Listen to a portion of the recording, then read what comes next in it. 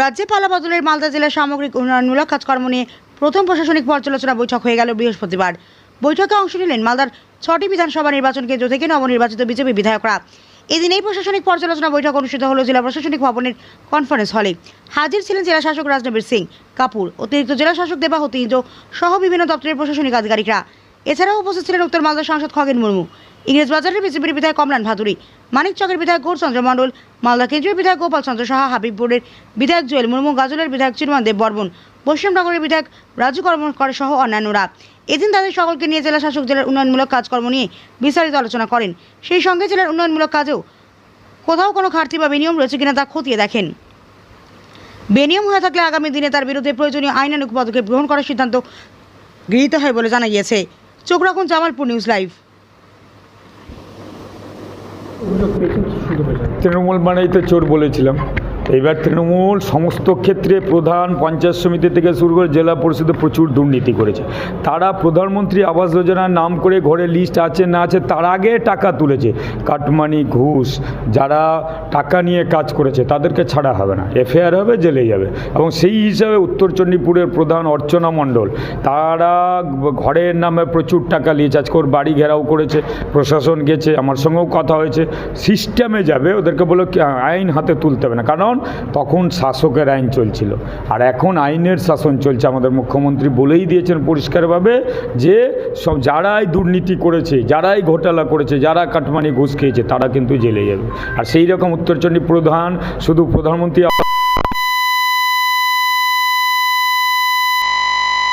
থেকে শুরু করে প্রচুর টাকা, 1.5-2 কোটি টাকার ঘাবলা আছে, তারও বেশি হতে পারে। অলরেডি তার কমপ্লেন রেডি হচ্ছে, কমপ্লেন হবে। এই রকমই গোটা জেলা জুড়ে এখন প্রশাসনিক বৈঠক বলা হয়েছে যত দুর্নীতি হয়েছে পঞ্চায়েত লেভেলে, পঞ্চায়েত সমিতি লেভেলে, জেলা পরিষদ লেভেলে, অন্যান্য লাইন ডিপার্টমেন্টে কোনো আধিকারিকও জড়িয়ে থাকলে তাকেও ছাড়া হবে না, কারণ আধিকারিক ছাড়া কোনো দুর্নীতি করা সম্ভব নয়। অতএব এর লাইবিলিটি আমরা নিব না বলা হয়েছে। অতএব এখন থেকে ভালো কাজ করুন, সরকারের ভাবমূর্তি ভালো হয়।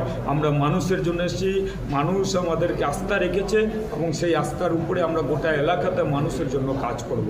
সেই আলোচনাগুলো হলো সমস্ত ডিপার্টমেন্টের লোক আছে, যেখানে যেখানে দুর্নীতি হয়েছে তাদেরকে কিন্তু রেহাই দেওয়া হয় না। কাজ না করে আবাস যাকে বলা হয়, একটা বার করেছিল গ্রামের, যাই লাস্টে ইলেকশনের সময় বার করেছে, আবাস বলা হয় ওকে। তার তো কোনো কাজই হয়নি, নামমাত্র 10 লক্ষ করে বুধবাই যে দিয়েছিল তার ঘোষণা করেছে তৎকালীন মুখ্যমন্ত্রী দুর্নীতি করার জন্য, ক্যাডার পুষার জন্য।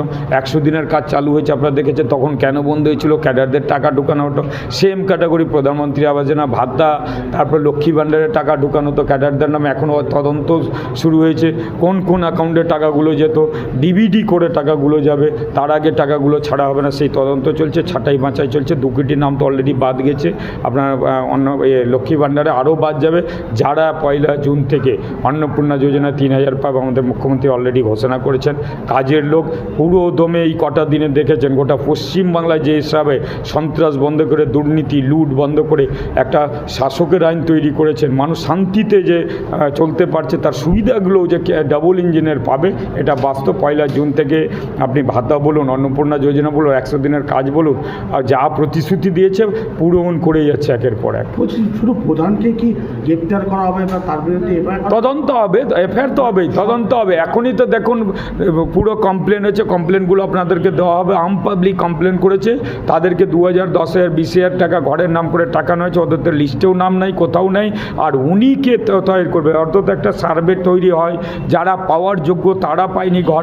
অলরেডি একটা আমাদের দপ্তর থেকে, মানে মুখ্যমন্ত্রী দপ্তর থেকে অলরেডি বলাও হয়ে গেছে সমস্ত দপ্তরকে, যে যারা দেখেছেন যে 2তলা 3তলা তৃণমূলের লিডাররা তাদের পাওয়ার খাটিয়ে ঘর নিয়েছে, তাদেরকে তদন্ত করে টাকা সুদ সমেত রিটার্ন দিয়ে দেওয়া হবে, তাদের নামে এফআইআর হবে। তো সরকারি আধিকারিকরাও তো এর সঙ্গে যুক্ত ছিল, যারা জড়িয়ে আছে তারা বুঝবে, পরিষ্কার কথা। যারা জড়িয়ে আছে, খেয়েছে থাকবে কে? তা যারা দুর্নীতি করেছে, লুট করেছে, তারা ভুগবে। এর উপরে আমরা নয়, আমরা মুখ্যমন্ত্রীর উপরে নয়, ভালো কাজ করছেন, আমরা ওদেরকে নিয়ে, অতএব গোটা পশ্চিমবাংলা আম পাবলিকের জন্য কাজ করছেন, উনি ভালো করছেন। কারণ সাধারণ মানুষের টাকা, তাদের টাকা লুটরাজ চলবে, সেটা মানা যাবে না। ঘুষ খাবে, দুর্নীতি করবে, যারা প্রাপকরা পাচ্ছে না, অন্যরা পাচ্ছে, পচা চাল দিবে রেশনে, এইগুলো কিচ্ছু করা যাবে না। অর্থাৎ আম পাবলিক, সাধারণ লোক, জনজনার্দন, জনদেবতা আমরা বলি তাদেরকে, থেকে, এবং তারা ভরসা রেখেছে আমাদের উপরে, অতএব তাদের কাজও হবে ভালো। আমরা ইলেকশানে জেতার পর প্রথমবার ডিএম সাহেব সমস্ত লাইন ডিপার্টমেন্টকে নিয়ে আজকে মিটিং ডেকেছিলেন। সবার সঙ্গে পরিচয় হলো। আমাদের বিভিন্ন বিধায়কদের মালদা জেলার বিভিন্ন সব ডিপার্টমেন্ট আমরা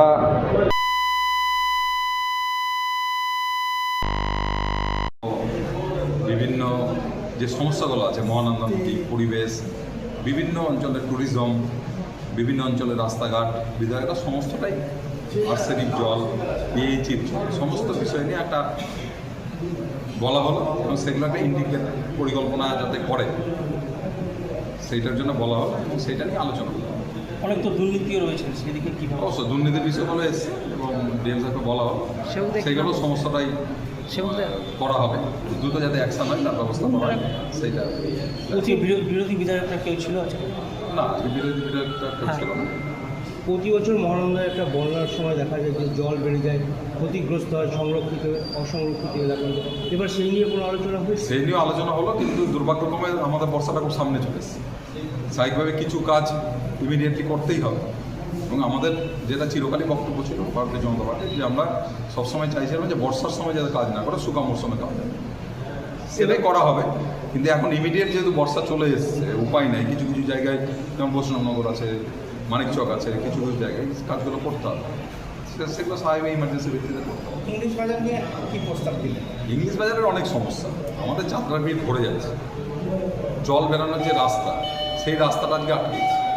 সেখানে একটা ইন্ডিকেট পরিকল্পনা করা দরকার। 2010 সালে একটা পরিকল্পনা নেওয়া হয়েছে, সেটা বাস্তবায়ন হয়নি।